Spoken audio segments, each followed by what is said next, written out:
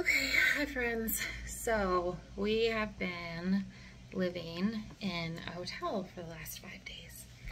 And I'm not happy about it, but this is the story. So for those of you that watch my channel all the time, you know that we're traveling America full time in a fifth wheel. It's 42 feet long. It has slides on both sides. We were staying in Stone Mountain, Georgia. And we were leaving the campground on Sunday, decided to stop at the office and use the restroom before we took our long road trip for the day to South Carolina. And when we hopped out of the truck to go over to my bathroom, my husband realized that the wheels, something looked off, and so he crawled underneath the unit and realized that something under there had just snapped. I don't know how long it was like that before we noticed it. We didn't hit anything, we didn't have an accident, it just, something looked off and he checked it. We always walk around the unit every time we get out of it on a travel day, and so we did that and saw something that didn't look right, and were able to catch it before we got on the interstate, thank God. So, what broke? The leaf spring on the rear axle is what broke. It's a 4-leaf spring with weight. It's 26 inches eye to eye. If that doesn't mean anything to you, don't feel bad, because that meant nothing to me the day that it happened. I had never heard of a leaf spring. I didn't know what it did. So it runs under the axle of the unit when it is missing, and weight is placed on the axle, just the weight of the unit. Things can start to come up through the floor of the unit. So it's super important that if the leaf spring breaks, that you don't move the unit and you don't put the slides out, because then that could redistribute the weight in a not so good way and cause more damage to the rig. So it is parked there, has been parked there since Sunday. It's now Thursday. They are really aggravated and agitated with us. We're getting angry phone calls because they've had a giant fifth wheel parked in front of their office for 5 days now, and we haven't moved it yet, and guests are complaining. We are not happy that it's there. We have gone through a big rigmarole with Lippert, who makes the leaf spring, Crossroads, that's also the company that makes Dutchman, and it's also the company that makes Keystone. So we've dealt with the manufacturer of the part, the manufacturer of the RV. I've called about 15 different RV dealerships in the Atlanta metro area trying to find this part.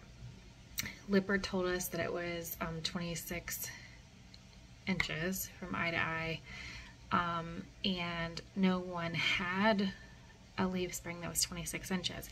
In fact, it wasn't even in their catalogs to order. So we tried to order from Lippert. We tried, then also Keystone tried to send us some. Turns out that it is 26 inches when fully loaded, which changes the measurement for when you install it.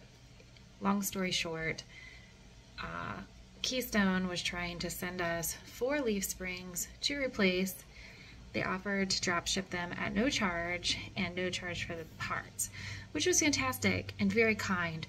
Only it's been days and I have called them every single day, and they keep to try to get a tracking number so that I can let the people at the campground know how long it's going to be until we pull out of there, because they are not happy with us being there. Understandably, we're not paying for a spot, we're just taking up spot like the street right in front of the office, right? So I keep calling. I've called every day trying to get a tracking number. They can't get a tracking number. They say, oh, it's shipped, but we don't have a tracking number yet. We should have it within a couple hours, or we should have it by this afternoon, or we should have it by this evening, or we should have it by tomorrow, and they still don't have a tracking number. So finally, they realized today that there is no tracking number because it's still sitting in the warehouse and it has not shipped.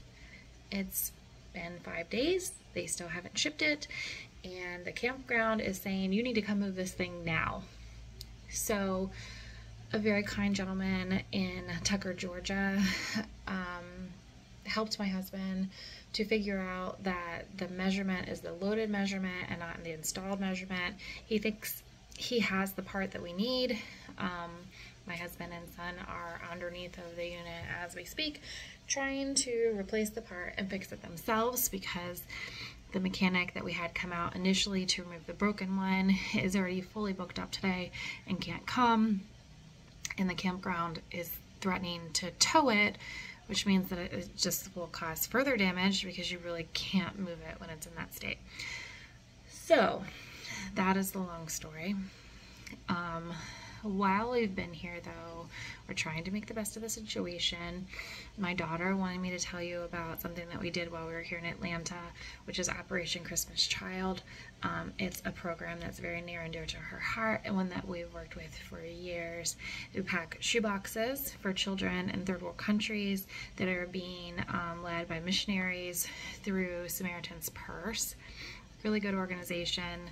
They do kind of like a vacation Bible school with missionaries in remote areas for children to tell them about the gospel of Jesus. And so people all over America and in Puerto Rico, I learned to ship their boxes that they've filled to fulfillment centers and distribution centers throughout the U.S. We used to collect shoeboxes at our church, and we have collected shoeboxes with the Girl Scouts and things like that, and then taken them to drop-off points. Once they go to the drop-off points, they're shipped to distribution centers where they are inspected and checked before they go through customs, and then loaded on to big 18-wheelers and taken to airports to be shipped out. So while here in Atlanta, we were only a mile from one of those distribution centers. The Atlanta Distribution Center this year is in Tucker, Georgia, and we're staying at a hotel practically within walking distance. We met some people in the lobby of our hotel.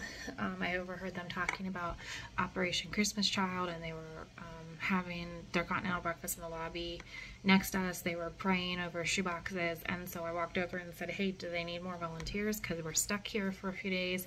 We don't know when our part is going to come. We're broke down. Can we volunteer with you and help? So we decided to go over there and help for a few hours. We've gone over a couple of days now, since we're just stuck here in Atlanta anyway, to help out. And I don't say that because we needed the attention, but we do want to give the attention to Operation Christmas Child through Samaritan's Purse. So I'm wearing my t-shirt today. We've been inspecting and packing boxes. So check it out, Operation Christmas Child, I believe .org, Charlotte. So Operation Christmas Child through Samaritan's Purse. They send a shoebox size of small gifts, hygiene items, school supplies, and toys, Christmas gifts to children all over the world, and teach them about the gospel of Jesus. The shoeboxes that we inspected and packed, I think they were up to 69,000 boxes in the Atlanta Processing Center, and they were going to the Republic of Congo in the country of Chad on the continent of Africa. So our